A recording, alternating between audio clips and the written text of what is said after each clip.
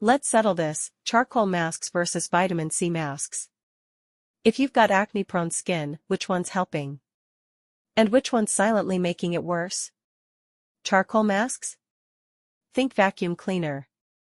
They pull gunk, oil, blackheads, great for clogged pores. But overdo it? Hello, dry, angry skin. Vitamin C masks sound all glow and goodness, right? But heads up, some formulas are way too spicy for breakout-prone or sensitive skin. Think red, itchy, inflamed real fast. So if your skin breaks out and flakes off, don't blame your skin, blame the wrong mask.